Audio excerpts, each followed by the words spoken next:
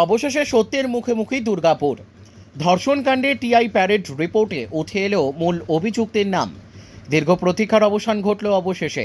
Durgapur IQ city medical কলেজের দ্বিতীয় বর্ষের ডাক্তারি পড়ুয়া ধর্ষণকাণ্ডে টিআই প্যারেডের রিপোর্ট জমা পড়ল দুর্গাপুর মহকুমা আদালতে। 27 অক্টোবর সোমবার অভিযুক্তদের আদালতে পেশ করার কথা থাকলেও আইনজীবীদের কর্মবিরতির কারণে বিচারক ভার্চুয়ালি শুনানি করেন দুর্গাপুর উপসংশোধনাগার থেকেই। আদালতের তরফে জানানো হয়েছে আগামী 31 অক্টোবর ফের অভিযুক্তদের পেশ করার নির্দেশ দেওয়া হয়েছে।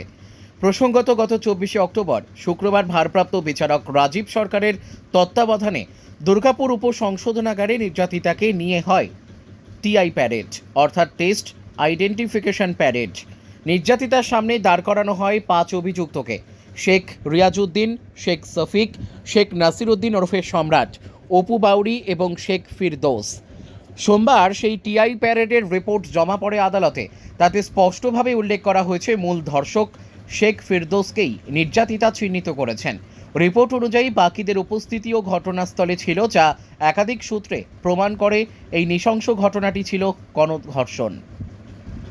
এই রিপোর্ট জমা পড়ার পর মামলার তদন্তে এক গুরুত্বপূর্ণ মোড় এসেছে।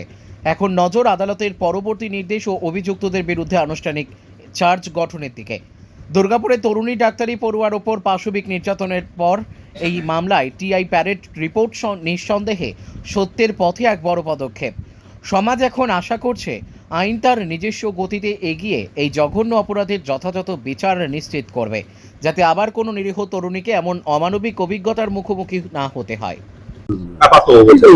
আজকে আসামিদের প্রোডাকশনের ডেট ছিল, কিন্তু যেহেতু আজকে দুর্গাপুর বার অ্যাসোসিয়েশনের বিশেষ কারণে অ্যাবসেন্ট ফ্রম ওয়ার্ক আছে লয়ারদের, তার জন্য প্রোডাকশন হয়নি। থ্রু ভার্চুয়াল মোড এর প্রোডাকশন হয়েছিল থ্রু জেল। এবং আজকে জয় সাহেব যে আইডেন্টিফাই যেটা করেছিল, মানে আমার মক্কেল, সেটার এই আইডেন্টিফিকেশন প্রসেসটা আজকে যে ডিপোজিট করেছিল সেটা আজকে ওপেন করা হলো। সেই ওপেন থেকে দেখা যাচ্ছে যে শেখ ফিরদৌস, তিনি হচ্ছেন মানে যে রেপ অ্যাকচুয়ালি করেছিলেন, তাকে আইডেন্টিফাই ভিকটিম রেডি করেছে। আর তার সাথে সাথে যারা প্রেজেন্ট ছিলেন সেখানে, যারা আরো বাকি 4 জন, তাদেরকেও আইডেন্টিফাই করেছে। এবং এর থেকে পরিষ্কার বোঝা যাচ্ছে যেটা কমপ্লিটলি গ্যাং রেপ ছিল। এবং এই গ্যাং রেপের জয় সাহেবের যা বক্তব্য, আজকে উনি আবার ডেট রাখলেন 31st of this month। জয় সাহেবেরও বক্তব্য যে এটাকে স্পিডি ট্রায়ালের খুব প্রয়োজন আছে, এবং তার জন্য 31 তারিখে রাখলেন। চার্জশিট যদি এর মাঝে হয়ে যায় তাহলে সবাইকে কপি সার্ভিস করে, কারণ আপনারা জানেন যে এই ক্রিমিনাল জুরিসপ্রুডেন্সে ট্রায়ালের আগে কপি সবাইকে সার্ভিস করতে হয়, সব পক্ষকে। এই কপি সার্ভিসের জন্য 31st উনি রাখলেন। যদি in the meantime chargesheet file হয়, তারপরে উনি ট্রায়ালের জন্য উপযুক্ত আইনে যা ব্যবস্থা আছে স্পিডি ট্রায়ালের জন্য অর্ডার করবেন। জেল থেকে কি তারা জামিন চাইলো? জেল থেকে আজকে ওনাদের জন্য কোনো লয়ার ছিলেন না, তো জেল থেকে ওনারা ভার্বালি জামিন চেয়েছেন।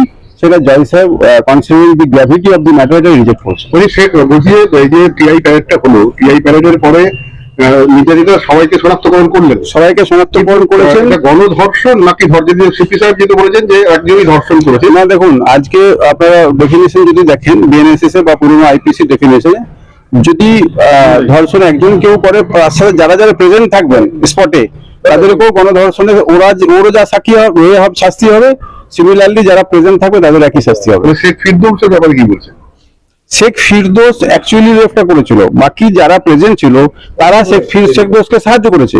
তো তারাও সিমিলারলি আপনার রেসপন্সিবল লাইক ফিরদৌস। এমন নয় যে ফিরদৌস একা দায়ী মানে একা দায়ী হবে, তাকে একাই কনভিক্ট করা হবে বা তার একাই ট্রায়াল হবে, সেরকম কোনো ব্যাপার নাই। এখানে যারা যারা প্রেজেন্ট ছিল on the spot at the time of offense,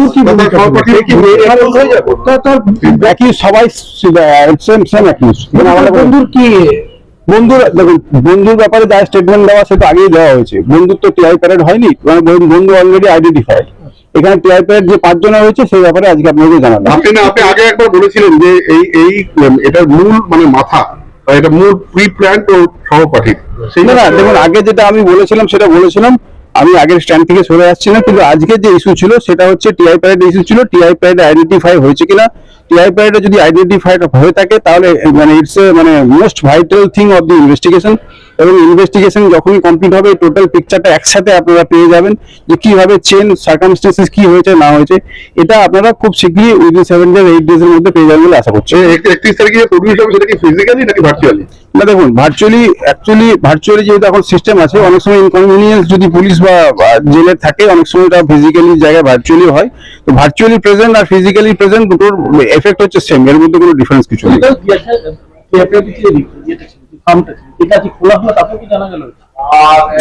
TI parade তো হয়েছে, আপনারা ছিলেন 24 তারিখে টিআই প্যারেড হয়েছে। সেই টিআই প্যারেডের পরে আফটার এফেক্ট কি আছে তার ডেট ছিল আজকে, এবং প্রোডাকশনের ডেট ছিল। এই প্রোডাকশনের ডেটে আজকে ওনাদেরকে থ্রু ভার্চুয়াল মোড প্রোডাকশন করা হলো।